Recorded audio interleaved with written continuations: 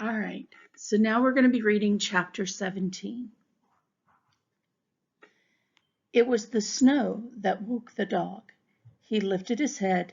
He sniffed. Snow. Yes.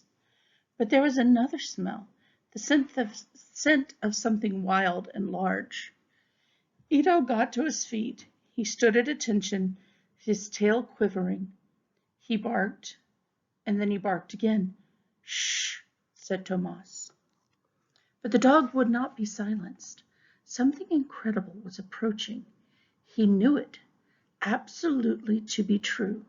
Something wonderful was going to happen, and he would be the one to announce it. He barked and barked and barked. He worked with the whole of his heart to deliver the message. Ito barked. Upstairs in the dorm room of the orphanage of the Sisters of Perpetual Light, Adele heard the dog barking.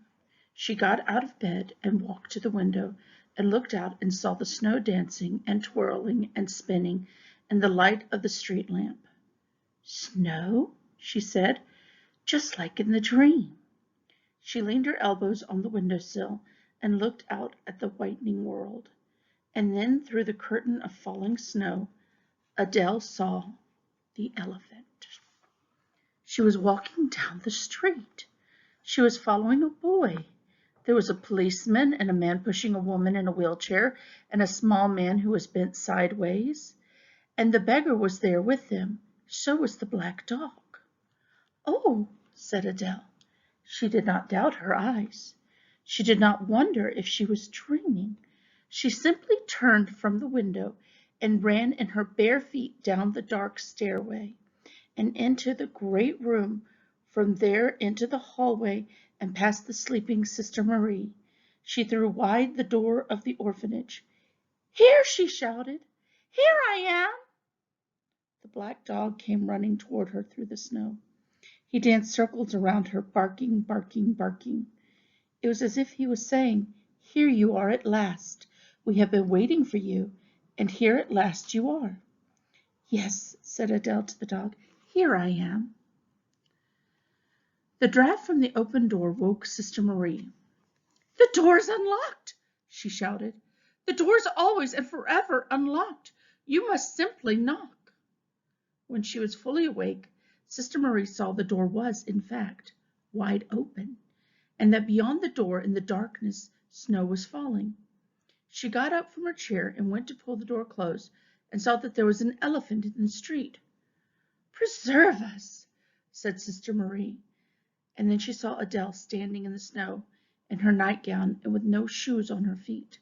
Adele, Sister Marie shouted. Adele! But it was not Adele who turned to look at her. It was a boy with a hat in his hands. Adele? He said. He spoke the name as if it were a question and an answer both. His face was alight with wonder. The whole of him, in fact, shone like one of the bright stars from Sister Marie's dream.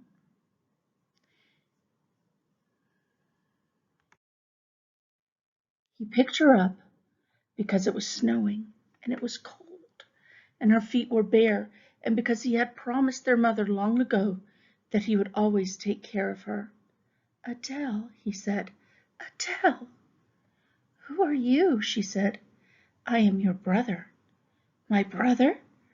Yes. She smiled at him, a sweet smile of disbelief that turned suddenly to belief and then to joy. My brother, she said. What is your name? Peter. She said. Peter, she said. And then again, Peter, Peter, and you brought the elephant. Yes, Peter said. I brought her, or she brought me.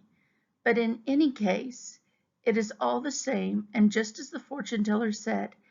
He laughed and turned to Leo Matinee. He shouted, This is my sister. I know, said Leo Matinee. I can see her. Who is it? Said Madame Levant. Who is she? The boy's sister, said Hans Ickman. I don't understand, said Madame Levant. It's the impossible, said Hans Zickman. The impossible has happened again. Sister Marie walked out through the open doors of the orphanage of the Sisters of Perpetual Light and into the snowy street. She stood next to Leo Matinee. It is, after all, a wonderful thing to dream of an elephant, she said to Leo, and then to have the dream come true. Yes, said Leo Matinee. Yes, it must be. Bartok Wynne, who stood beside the nun and the policeman, opened his mouth to laugh, but then found that he could not.